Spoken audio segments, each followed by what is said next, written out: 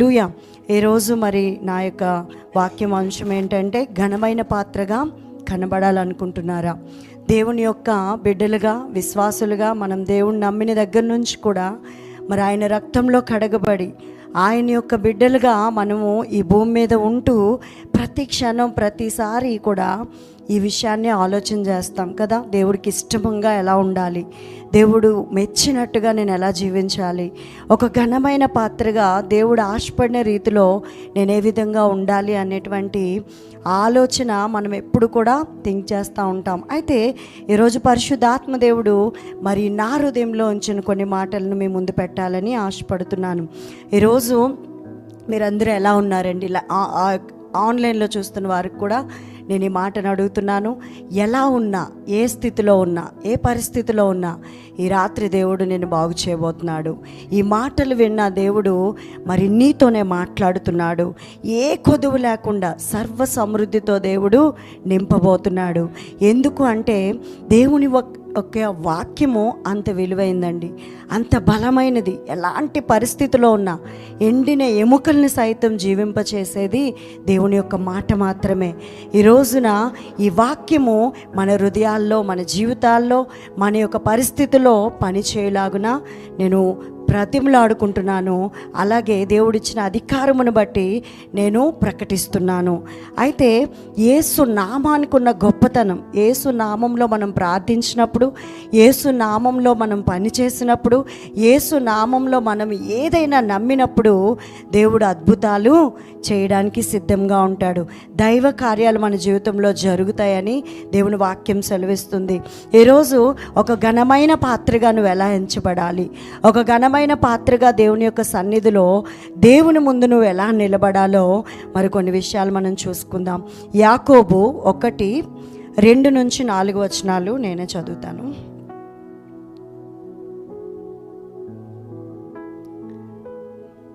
నా సహోదరులారా, మీ విశ్వాసమునకు కలుగు పరీక్ష ఓర్పును పుట్టించునని ఎరిగి మీరు నానా విధములైన శోధనలో పడినప్పుడు అది మహానందమని ఎంచుకొనుడి. మీరు సంపూర్ణులను, అనునాంగులను, ఏ విషయంలోనైనాను కొదువులేని వారునై ఉండునట్లు ఓర్పు తన క్రియను కొనసాగింపనీయుడి. హల్లెలూయా. ఇక్కడ ఏమని రాయబడిందంటే, మీ విశ్వాసమునకు కలుగు పరీక్ష ఓర్పును పుట్టిస్తుంది. ఇక్కడ విశ్వాసమునకు కలిగిన పరీక్ష ఓపిక కలిగిస్తుంది. ఓర్పు అంటే ఓపిక. మనము విశ్వాసమును ప్రాక్టీస్ చేసినప్పుడు ఏ విషయంలోనైనా మీరు గమనించండి, మనం కష్టంగా ఉండున్నప్పుడు, లేకపోతే శోధనలు గుండా వెళ్తున్నప్పుడు, చాలాసార్లు మనం చేసిన ప్రార్థనకి వెంటనే జవాబు రానప్పుడు, మరి ఏమి కదలని పరిస్థితులు చూసినప్పుడు మనకేమనిపిస్తుంది అంటే, ఈ యొక్క విశ్వాసంలో చాలా నిలబడడం కష్టమేమో, ఈ విశ్వాసమును మన జీవితంలో ప్రాక్టీస్ చేయడం, దేవుడు చెప్పిన మాట వాగ్దానమును పట్టుకొని నిలబడడం చాలా కష్టమేమో అని మనం ఆలోచన చేస్తాం. కానీ ఆశీర్వాదాలంట ఈ విశ్వాసపు పరీక్షలోనే మనం పొందుకుంటాం. ఈ విశ్వాసాన్ని ప్రాక్టీస్ చేసినప్పుడు వచ్చే ఓర్పు తర్వాతే దేవుడు దాచి ఉంచిన మేలు మన లైఫ్లోకి, మన జీవితంలోనికి దేవుడు అలౌ చేస్తాడంట. ఎప్పుడైతే విశ్వాసము అంటే కష్టంగా నువ్వు వెళ్తున్నప్పుడు విశ్వాసమును ప్రాక్టీస్ చేసే ఆ ప్రాక్టికల్గా నీ లైఫ్లో ఎదురైనప్పుడు నువ్వు సగం సమస్యని జయించినట్టే. అది మనం అనుకుంటాం, ఏంటి నేను ఇంత మంచిగా ఉన్నా, నేను ఎవ్వరికి ఇబ్బందికరంగా లేకపోయినా, అన్ని విషయాల్లో నేను మంచిగా ఉన్నా, ఏంటి నాకే కష్టం, నాకే ఏంటి ఇంత ఇబ్బంది, ఈ ఇబ్బంది కొలుములేంటి, నేనే ఎందుకు భరించాలని నువ్వు అనుకుంటున్నావేమో. ఈరోజు నీకు ఒక శుభవార్త ఏంటంటే, నువ్వు కష్టం గుండా వెళ్తున్నప్పుడు, నువ్వు ఎప్పుడైతే ఇరుకు మార్గంలో ప్రవేశించినప్పుడు నీ లైఫ్లోకి ప్రాక్టికల్గా నువ్వు వింటావు ఒక్కసారే మనకి ప్రాక్టికల్ వచ్చేస్తుంది. ఇంట్లో పరిస్థితులు మారవు, మన లైఫ్ బాగోదు, మన మనసు బాగోదు, ఇంకా ఎటు చూసినా ఒక అంధకారం అలుముకున్నప్పుడు నువ్వు సంతోషించాలని దేవుని వాక్యం చెప్తుంది.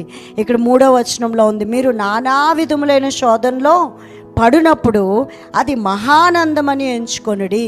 ఇక్కడ నేనైతే చెప్పట్లేదండి, ఈ మాట దేవుడు చెప్తున్నాడు. మనం ఎప్పుడైతే శ్రమల గుండా వెళ్తున్నామో, శోధనల గుండా ప్రవేశిస్తున్నామో, మనకి చాలా ఇరుకు ఇబ్బంది ఉన్నప్పుడు నీవు జయించినట్టే. ఎందుకంటే ఈ విశ్వాసమును ప్రాక్టీస్ చేసినప్పుడు ఈ పరీక్షలో నీకు ఓర్పుని నేర్పిస్తాడు దేవుడు. ఈ ఓర్పు ఎప్పుడైతే వస్తుందో, ఈ ఓపిక ఎప్పుడైతే నీ లైఫ్లోకి ఎంటర్ అవుతుందో, దాని తర్వాత దేవుడు దాచి ఉంచిన మేలు, ఆయన నీకోసం అమర్చి పెట్టినటువంటి ప్రతి ఒక్క వాగ్దానము, ప్రతి ఒక్క సంతోషము, ప్రతి ఒక్క ఆశీర్వాదం కూడా అది నీ జీవితంలోనికి వచ్చేయడానికి అవకాశం ఉంది. ఎందుకంటే ఆ పరీక్ష ద్వారా నీ మనస్తత్వం కానీ, నీ గుణగణాలు కానీ, నీ యొక్క ఆలోచన విధానం కానీ, నీ స్వభావం కానీ ఈ కష్టం గుండా వెళ్తున్నప్పుడు నువ్వు విశ్వాసాన్ని ప్రాక్టీస్ చేస్తున్నప్పుడే ఆయన స్వభావంలోనికి, ఆయన గుణగణాల్లోనికి, ఆయన యొక్క మనస్తత్వంలోనికి మనం మారిపోతాము. ఎప్పుడైతే అలాంటి దేవుని యొక్క స్వభావంలోనికి మనం వెళ్ళిపోతామో, దేవుని యొక్క గుణగణాల్లోనికి మనం వెళ్ళిపోతామో, మామూలు టైంలో అది రాదండి. ప్రాక్టికల్ నువ్వు హ్యాపీగా ఉన్నప్పుడు, లేకపోతే నీకు ఏ ఇబ్బంది లేనప్పుడు, అన్నీ బాగున్నప్పుడు నువ్వు నిజంగా ఇది ప్రాక్టీస్ చేయలేవేమో. నీకు ప్రాక్టీస్ చేసే సమయం వచ్చినప్పుడు నువ్వు ఖచ్చితంగా సంతోషించి దేవుని మాటను పట్టుకొని నిలబడినప్పుడు విజయం నువ్వు పొందుకుంటావు. ఇది మనకి ఈ వాక్యం ద్వారానే కాదు, కానీ యోసేపు జీవితంలో మీరు గమనించినట్లయితే తన జీవితంలో చిన్నప్పుడే మనమైతే ఒక్కొక్కసారి మనకి సంబంధం లేని వ్యక్తులు ఎవరో బయటవారో, లేకపోతే ఫ్రెండ్సో, లేకపోతే మనము ఎక్కడికైనా వెళ్ళినప్పుడు ఏదైనా ఒక మాట ద్వారా కానీ, లేకపోతే ఏదైనా నిన్ను ఇబ్బంది పెట్టే ఆ పరిస్థితి కల్పించినప్పుడు నీ హృదయం చాలా వేదనకరంగా అయిపోద్ది.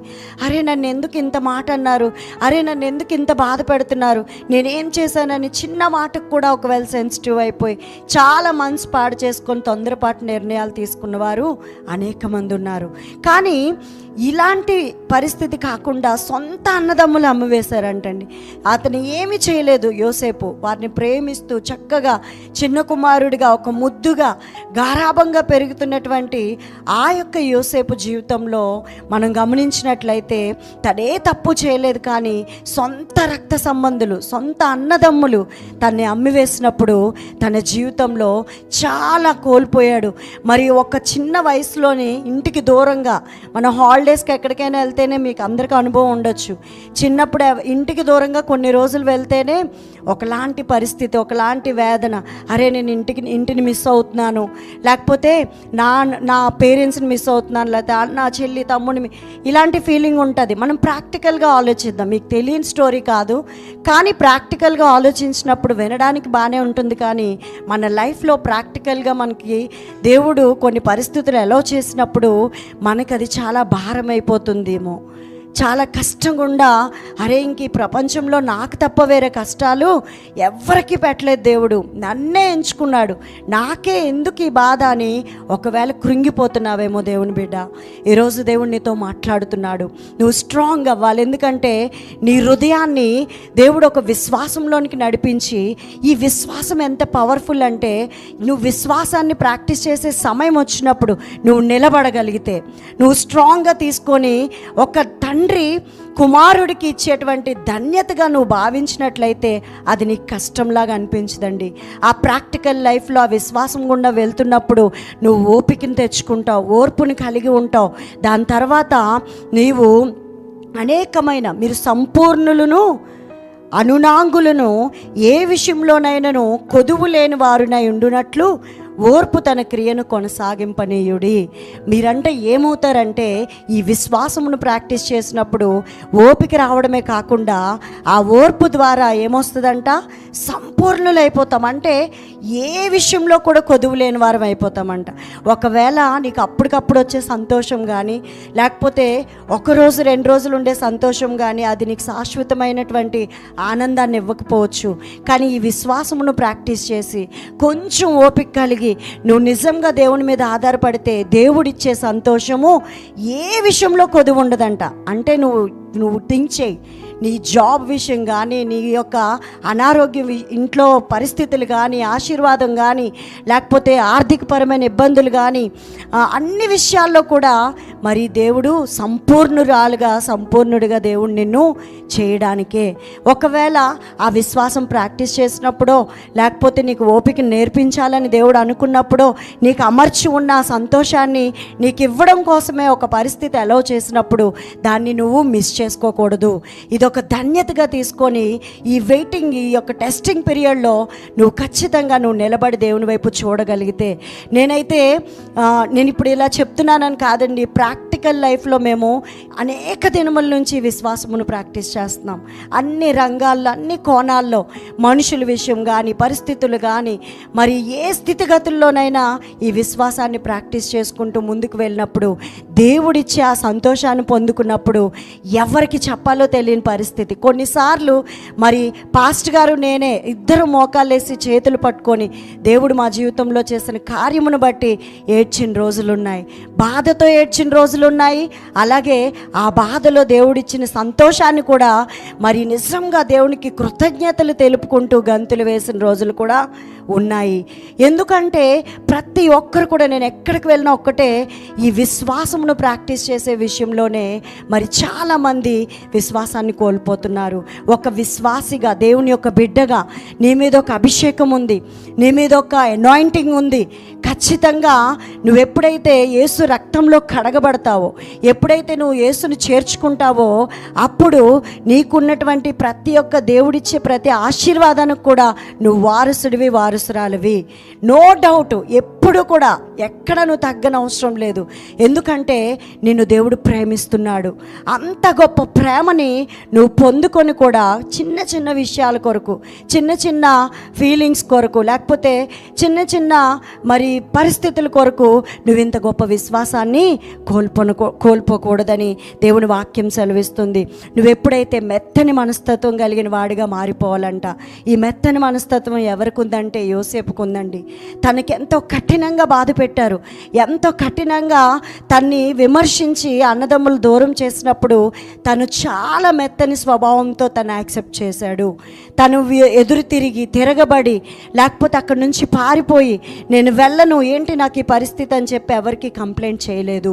తను ఏమనుకున్నాడంటే చాలా ధన్యతగా తీసుకొని ఆ టైంలో కూడా దేవుని విడిచిపెట్టకుండా మరి తన యొక్క పరిశుద్ధతను ప్రేమించే విషయంలో కానీ, తన నీతిని, న్యాయాన్ని, యథార్థతను ప్రేమించే విషయంలో కానీ, తన భక్తిని కొనసాగించే విషయంలో కానీ ఈ యొక్క సమస్యను అడ్డం పెట్టుకొని తను దేవునికి దూరం అవ్వలేదు. ఏ సాకు చెప్పి తను దేవుని నుంచి తొలగిపోలేదు. ఈరోజు మనకి అనేక దినముల నుంచి, అనేక సంవత్సరముల నుంచి ఒక క్రైస్తవులుగా మనం బ్రతుకుతున్నాం. కానీ ప్రాక్టికల్ లైఫ్ వచ్చేటప్పటికి వాక్యంగా మనం ఎప్పుడైతే తీసుకుంటామో, ఎప్పుడైతే ప్రాక్టికల్ చేస్తామో, మరి సూపర్ న్యాచురల్ థింగ్స్ మన జీవితంలో జరుగుతాయండి. ఒకవేళ నీకు మనుషులు పట్టించకపోవచ్చు, మనుషులు గాయపరచవచ్చు, లేకపోతే ఆ పరిస్థితులన్నీ కూడా టైట్ అవ్వచ్చు, ఎవ్వరూ సహాయం చేయలేని పరిస్థితిలో కూడా దేవుడు తన దూతను పంపించి సూపర్ న్యాచురల్గా నిన్ను పోషించగలడు. సూపర్ న్యాచురల్గానే మిరాకిల్ మనీ నీ యొక్క అకౌంట్స్లో పడగలదు. ఎందుకు అంటే నీ విశ్వాసము ద్వారా అది జరుగుతుంది. ఎందుకంటే కృప ద్వారా మనము దేవుని దగ్గర అంత గొప్ప ఆధిక్యతను పొందుకున్నాం. కాబట్టి భయపడని అవసరం లేదు, బాధపడని అవసరం లేదు.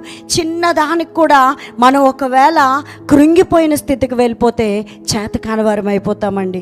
ఈరోజు దేవుడు నీతోనే మాట్లాడుతున్నాడు. నువ్వు స్ట్రాంగ్గా నిలబడి, దేవా ఇదిగో ఈరోజు నేను నీ కొరకు నిలబడతాను ప్రభువా, నువ్వు ఇచ్చిన ఈ యొక్క పందెంలో నేను పరిగెడతాను ప్రభువా, నేను ఓపికను నేర్చుకుంటాను, నా విశ్వాసమును నేను కాపాడుకుంటాను ప్రభువా అని నువ్వు పౌలు వలె నువ్వు నిలబడినప్పుడు అద్భుతాన్ని నువ్వు దేవుని జీవితంలో చేయడానికి సిద్ధంగా ఉంటాడు. ఎన్ని శ్రమలు పెట్టాడండి పౌలు, ఎంత సంఘాలని హింసించాడు, భయంకరమైన ప్రెగ్నెంట్ లేడీస్ని కూడా చంపి ఒక క్రూరత్వం కలిగిన వ్యక్తి ఒక్కసారి యేసును కలిసిన తర్వాత తను ఎంత ప్రాక్టీస్ చేశాడంటే, ఎన్ని శ్రమలు భరించాడో, ఎంత క్రూరంగా ఉన్నాడో అన్ని కష్టాలు దేవుని కొరకు ఈ భూమి మీద భరించాడు. కాబట్టి ఈరోజు ఒక అపోస్తలుడిగా మరి ఎంతో ఒక మాదిరికరంగా, ఒక మంచి సేవకుడు వలె మనం పౌలు గారిని చూస్తున్నాం. ఏ రోజైతే నీ ముందుకి ఒక సమస్య వస్తుందో, నీ జీవితంలో కష్టం ఎలా అవుతుందో దాని మీద నీకు అధికారం వస్తుంది. అలాంటి వారిని ఒకవేళ ఇంకా జాబ్ అవ్వట్లేదా, లేకపోతే ఇంకా పిల్లలు పుట్టట్లేదా, ఇంకా వివాహం జరగట్లేదా, అలాంటి వారిని అనేకుల్ని విడిపించడానికి దేవుడు నిన్నే వాడుకుంటాడు. నీ యొక్క కష్టం ఒక సాక్ష్యంగా దేవుడు చేయడానికే నీ జీవితంలో అలౌ చేస్తాడు. అది నువ్వు మాత్రమే హ్యాండిల్ చేయగలవు కాబట్టి దేవుడు నీకు మాత్రమే ఇచ్చాడని నువ్వు గట్టిగా ధైర్యంగా నువ్వు ఎదుర్కొన్నప్పుడు దేవుడు చాలా సంతోషిస్తాడండి. మన విశ్వాసానికి కదిలిపోతాడంట దేవుడు.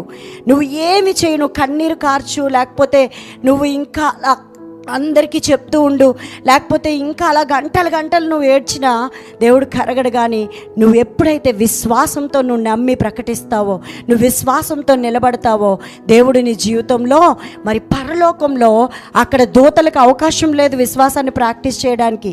కేవలము భూమి మీద ఉన్న నీకు మాత్రమే విశ్వాసాన్ని ప్రాక్టీస్ చేసే అవకాశం ఉంది.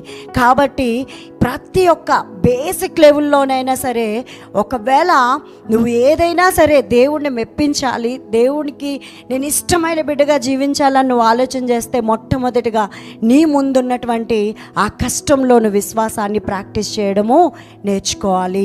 అదేవిధంగా దేవుడు అలాంటి విశ్వాసం నువ్వు ప్రాక్టీస్ చేసినప్పుడు ఏదైతే నీ కోసం దాచి ఉంచాడో, ఏదైతే నిన్ను నిలవబెట్టి అనేకులను దేవుడు ఒక గొప్ప మహిమకరంగా గొప్పగా నిన్ను నిలవబెట్టాలనుకుంటున్నాడు, ఆ కార్యము చాలా ఈజీగా నీ లైఫ్లోకి వచ్చేస్తుంది.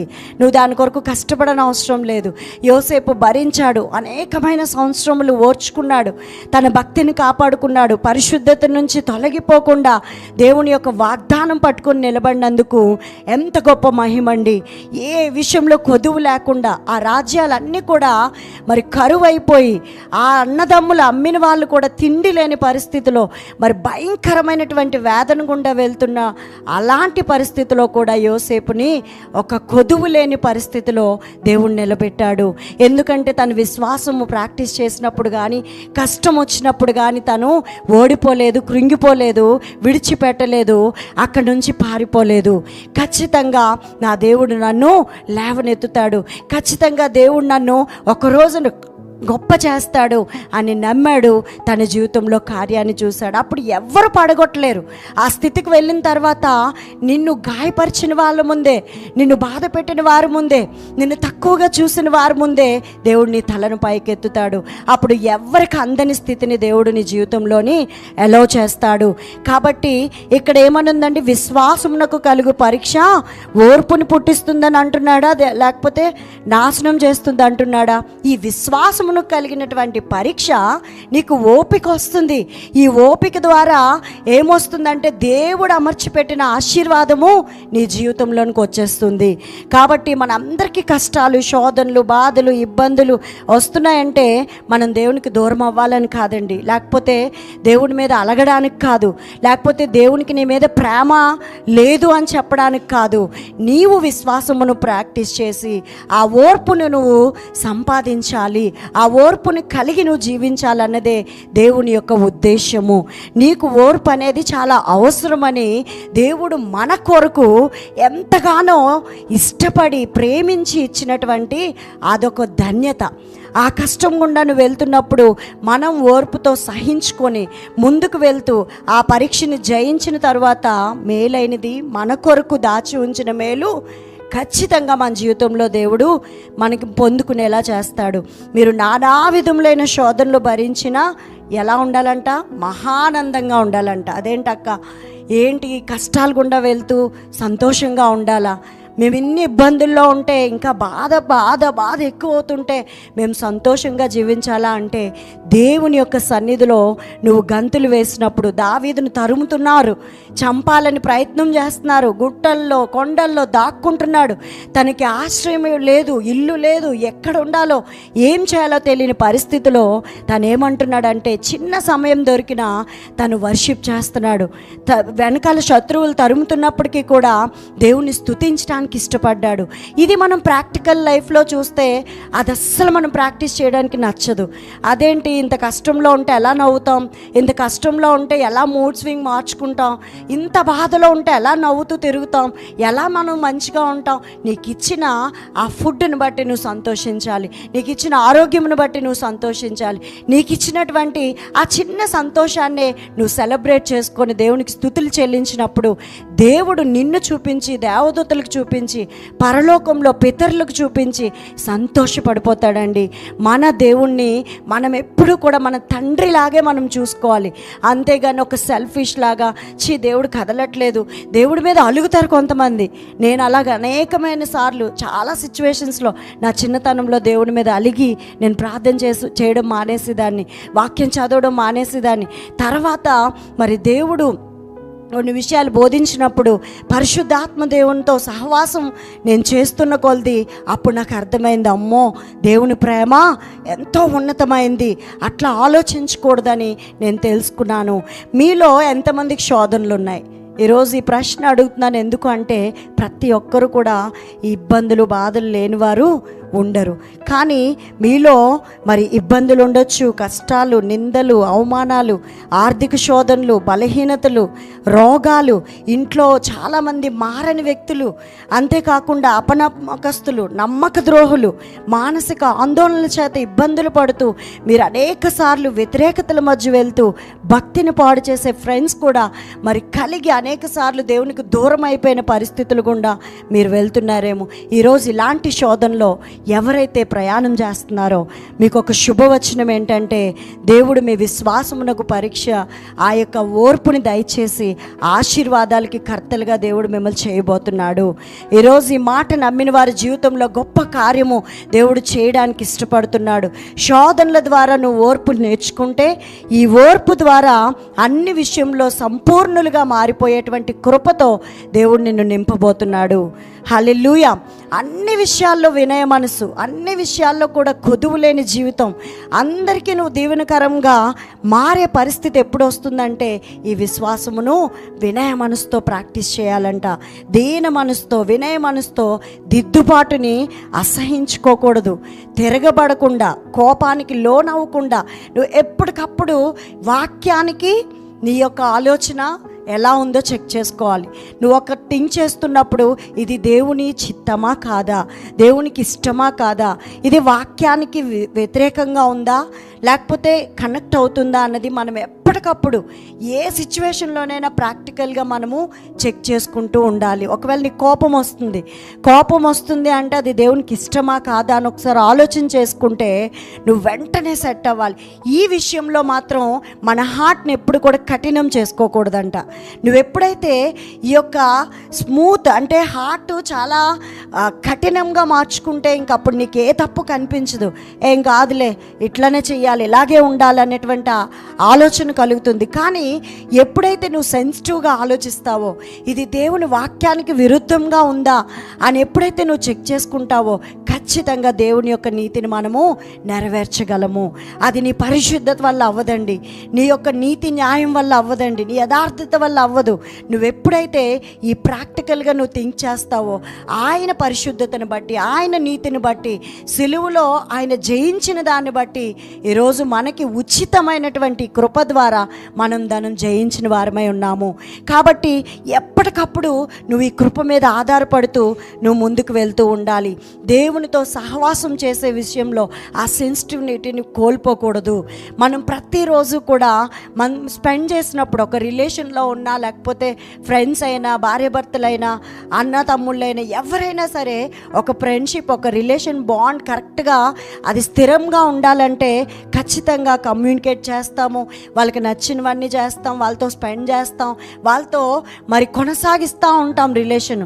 బట్ దేవుడి దగ్గరికి వచ్చేటప్పటికి నీకు అన్నీ కావాలి, నీకు అన్ని ఆశీర్వాదాలు కావాలి, కానీ ఆయనతో మాట్లాడడం కానీ, ఆయనతో స్పెండ్ చేయడం కానీ, ఆయన ఎలా ఉండమంటున్నాడు, ఈ పరిస్థితిలో నేను ఏ విధంగా మూవ్ అవ్వాలి, నేను ఆయన బిడ్డగా ఉన్నాను కాబట్టి ఆయన స్వభావాన్ని నేను కలిగి ఉండాలి అన్నటువంటి ఆలోచన మనం మర్చిపోతూ ఉంటాం. ఉంటాం కొన్నిసార్లు. కానీ ఎవరైతే, నేను నిజంగా చెప్తాను, ప్రాక్టికల్గా మనం వాక్యాన్ని మెడిటేట్ చేసినప్పుడు, వాక్యాన్ని అట్లా తీసుకున్నప్పుడు, మీరు ఒక్క నెల రోజులు చేసి చూడండి, అనేకమైన సాక్ష్యాలు మీ జీవితంలో దేవుడు గొప్పగా బయటకు తీసుకొస్తాడు. నీలో ఉన్న అభిషేకము అప్పుడే బయటకు రావడం మీరు చూస్తారు. అప్పుడు మీరు ఎప్పుడైతే ఆ ప్రాక్టికల్ లైఫ్లోకి వెళ్తారో, మీరు పర్సనల్ ఎక్స్పీరియన్స్ చేస్తారో, అవి ఇతరులకు చెప్తున్నప్పుడు మీ యొక్క లైఫ్, మీ యొక్క ఎక్స్పీరియన్స్ అనేక మంది జీవితాలని కట్టేస్తుంది. కాబట్టి ఒక మహిమగా నువ్వు నడవడానికే ఈ కరోనా తర్వాత దేవుడు మనల్ని బ్రతికించాడండి. నిజంగా ఎన్నో సంఘాలు, ఎంతోమంది పాస్టర్స్ని కోల్పోయారు, ఎంతోమంది తల్లిదండ్రులను కోల్పోయారు, ఎంతోమంది పిల్లలు చనిపోయారు. ఇలాంటి పరిస్థితుల్లో దేవుడు నీకు మళ్ళీ ఈ జీవితాన్ని ఇచ్చాడంటే, నువ్వు స్టాండ్ తీసుకొని, నువ్వు ఖచ్చితమైన నిర్ణయం తీసుకొని, నిబంధన చేసుకొని, ఇంత గొప్ప రక్షణ, ఇంత గొప్ప కృపను మనం నిరర్ధకం చేయకూడదు. నీ ప్రాక్టికల్ లైఫ్కి నువ్వు ఏం చేస్తున్నా కానీ ఈ యొక్క మాటని జ్ఞాపకం చేసుకొని నువ్వు ఖచ్చితంగా వాగ్దానాన్ని ప్రాక్టీస్ చేసే బిడ్డగా నువ్వు జీవించాలి. ఏ విషయంలో కూడా కొదువు లేని దీవెనలు నువ్వు పొందుకోవాలంటే, ఏ విషయంలో కూడా నీకు ఎక్కడ కూడా ఏది కూడా చిన్న లోటు కూడా లేకుండా నువ్వు సంపూర్ణుడిగా నువ్వు జీవించాలంటే, నువ్వు ఖచ్చితంగా ఈ యొక్క టెస్టింగ్ పీరియడ్లో నువ్వు విశ్వాసాన్ని కాపాడుకోవాలి. అదేవిధంగా మీరు చూసినట్లయితే జయించే వారికంట దేవుడు ఎన్నో ఆశీర్వాదాలు ఇస్తాడు. వన్స్ ఒక్కసారి ఈ యొక్క విశ్వాసాన్ని దాటి నువ్వు వచ్చినప్పుడు నీకు ఇంకా అలవాటు అయిపోద్ది. అప్పుడు నీకు ఏ కష్టం కూడా పెద్ద కష్టంగా అనిపించదు, ఏ బాధ కూడా. ఫస్ట్లో నేను చాలా సెన్సిటివ్గా ఉండేదాన్ని. ఒక్క చిన్న మాట అంటే ఒక 1 వీక్ నేను అన్నం తినేదాన్ని కాదండి. అండ్ నాతో పాటు నాకు తెలుసు నాగక్క విషయం కూడా, ఇక్కడ ఒక అక్క ఉన్నారు, తను కూడా అంతే. తన విషయంలో నా చిన్నప్పుడు నాకు ఒక ఎక్స్పీరియన్స్. 1 వీక్ అంటే 1 వీక్ 7 డేస్ కూడా ఫుడ్ ముట్టుకునేదాన్ని కాదు. చిన్న మాట అంటా మళ్ళీ ఆ 1 వీక్ అలుగు తీరాలంటే ఎన్ని ప్రయత్నాలో, ఇంట్లో ఎన్ని జరిగాయో, అంత మొండిగా ఉండేదాన్ని నేను. కానీ ఈ వాక్యాన్ని ఎప్పుడైతే ప్రాక్టీస్ చేస్తున్నానో, ఎప్పుడైతే ఈ విశ్వాసం, ఈ కష్టం మనం ఎంతైతే నేర్చుకోకుండా అలా ఉంటామో, ఇంకా అలాంటి పరిస్థితులు దేవుడు తీసుకొస్తూనే ఉంటాడు. నేను మళ్ళీ సెట్ అయ్యే వరకు కూడా ఆ పరిస్థితులు అలాగా ఎలా చేసి చేసి చేసి ఆ కష్టాలు, శోధనలో నాకేమైందంటే, నాకు జ్ఞానం వచ్చింది, నాకు దేవుని మనసు అర్థమైంది. అలా చేయకూడదు నేను, ఎందుకంటే దేవుడు నన్ను ప్రేమిస్తున్నాడు, ఇంత చిన్న విషయానికి నేను ఎందుకు ఇలా ఆలోచించాలి అనేటువంటి గ్రహింపు నాకు ఎప్పుడైతే కలిగిందో అప్పుడు నేను స్ట్రాంగ్ అయ్యాను. అప్పుడు నేను ఈ వాక్యాన్ని ప్రాక్టీస్ చేయడం నేర్చుకున్నాను. ఎవ్వరు కూడా మనకి తెలీదు, మనలోనే ఉంటాయి చాలా. బట్ అది మనకి ప్రాక్టికల్కి వచ్చేటప్పటికి అవునా నేనే ఇలా చేశానా అనిపిస్తూ ఉంటుంది. కానీ మనం ఎప్పుడైతే వాక్యాన్ని వాక్యంగా మనం నమ్ముతామో, దేవుని మాటగా తీసుకుంటామో, మన జీవితం ఆశీర్వాదకరంగా మారిపోతుంది. అండ్ నీ ఫ్యామిలీలో నువ్వు ఒక్కడివి నిలబడితే, నువ్వు ఒక్కదాను నిలబడితే, నువ్వు నిబంధన చేసుకొని వాక్యాన్ని ప్రాక్టీస్ చేస్తే, నీ నెక్స్ట్ రాబో తరాలకి దేవుడు నిన్ను ఎగ్జాంపుల్గా పెడతాడు. కాబట్టి ఇంత గొప్ప రక్షణ, ఇంత గొప్ప దేవుణ్ణి తెలుసుకున్న నీవు ఓడిపోకూడదు. ఎక్కడా కూడా నీ యొక్క తలను నువ్వు దించుకోకూడదు. ఎప్పుడు కూడా నీవు కృంగిపోయిన స్థితికి వెళ్ళకూడదు. ఖచ్చితంగా నీ దేవుడు నీకున్నాడు. ఏ పరిస్థితిలోనైనా, ఎలాంటి సిచ్యువేషన్లోనైనా నా దేవుడు నన్ను విడిచిపెట్టడు, నా దేవుడు నన్ను లేవనెత్తుతాడు, నా పరిస్థితులన్నీ కూడా నా కాళ్ళ దగ్గరికి తీసుకొస్తాడు. ఏదైతే శత్రువు నన్ను బాధ పెడుతున్నాడో, ఏదైతే నాకు విరోధంగా రూపొందించబడిన ఏ ఆయుధం కూడా వర్ధిల్లదు అని నువ్వు ఎప్పుడైతే నమ్ముతావో, వాక్యాన్ని ఒక స్ట్రెంగ్త్, ఒక ఆదరణ, ఒక మహిమలాగా నువ్వు ఎప్పుడైతే తీసుకుంటావో, ప్రాక్టికల్గా దేవుడు నీ జీవితంలో కదలడం నువ్వు చూస్తావు. ఎక్కువ వ్యాధి రోగాలు గుండా వెళ్తున్నారా, ఒకవేళ బలహీనతల ద్వారా మీరు బాధపడుతున్నారా, ఒకవేళ ఆర్థిక ఇబ్బందుల ద్వారా సఫర్ అవుతున్నారా, ఏ కష్టమైనా కూడా ఈ రాత్రి ఒక శుభవార్త ఏంటంటే, సహనంతో, ఓర్పుతో నీ ప్రయత్నం నువ్వు చేస్తూ, దేవుని మీద ఆధారపడుతూ ఈ లోకంలో ఏ ప్రయత్నం నువ్వు ఆపకుండా దేవుని మీద ఆనుకొని నువ్వు ముందుకు వెళ్ళిపోయినట్లయితే ఒక సంపూర్ణమైన జీవితం దేవుడు నీకు ఇవ్వబోతున్నాడు. తొందరపాటు నిర్ణయాలు తీసుకుంటున్నారండి. చిన్న చిన్న విషయాలకి అలిగి దూరం అయిపోయి చాలా చాలా చిన్న విషయాలకి ఆత్మహత్యలు చేసుకోవటం, దేవుని విడిచిపెట్టి దూరంగా వెళ్ళిపోవటం, పేరెంట్స్ని బాధ పెట్టడం, ఇలాంటివన్నీ కూడా మరి హృదయాన్ని కఠినపరుచుకున్నప్పుడు, ఆ యొక్క హార్డ్గా చేసుకున్నప్పుడు మరి అలాంటి పరిస్థితిలోనికి వెళ్ళిపోయిన వారు అనేక మంది ఉన్నారు. కాబట్టి నీకైతే ఇంత గొప్ప రక్షణ, ఈ వాక్యము ఒక ధన్యతగా నువ్వు ఒక స్టాండ్ తీసుకొని, లేదు నా ద్వారా నేను నిలబడతాను, ఖచ్చితంగా నా వంతు నేను ఈ విశ్వాసాన్ని నేను ప్రాక్టీస్ చేస్తాను. నువ్వు ఒక్కడు నిలబడితే, నువ్వు ఒక్కదాను నిలబడితే, ఈరోజు ఒకవేళ నిన్ను బాధ పెట్టి ఉండొచ్చు, నిన్ను మాట్లాడి ఉండొచ్చు, అన్యాయంగా నీ తప్పు లేకుండా నింద వేసి ఉండొచ్చు, నిన్ను ఎంతగానో గాయపరిచి ఉండొచ్చు. ఆ విషయాల గురించి ఆలోచించుకొని టైం వేస్ట్ చేసుకోకుండా నువ్వు ఒక్కసారి అవన్నీ పక్కన పెట్టి నువ్వు ఎప్పుడైతే నువ్వు నిలబడి, దేవా ఇదిగో ప్రభువా ఈ రాత్రి నేను నీ మీద ఆధారపడుతున్నాను, ఇదిగో నా చేయి పట్టుకో ప్రభువా, నా హృదయంలో ప్రభువా ఇదిగో నువ్వు ఉన్నావు కాబట్టి నన్ను నడిపించు ప్రభువా అని నువ్వు ఆయన మీద ఆధారపడగలిగితే నిన్ను ఈ రాత్రి దేవుడు సంపూర్ణుడిగా తీర్చిదిద్ది ఆ యొక్క దేవుడు అమర్చిపెట్టిన ఆశీర్వాదాన్ని ఉచితంగా దేవుడు నీకు ఇవ్వడానికి సిద్ధంగా ఉన్నాడు. నువ్వు నెమ్మదితో మరి ఈ విషయంలో కొదువు అనేది లేకుండా ఎప్పుడు కూడా నీవే అనేకులకు పెట్టే స్థితిని దేవుడు నీకు ఉచితంగా ఇవ్వబోతున్నాడు. జకర్యా 13:9 మీరు చూసినట్లయితే,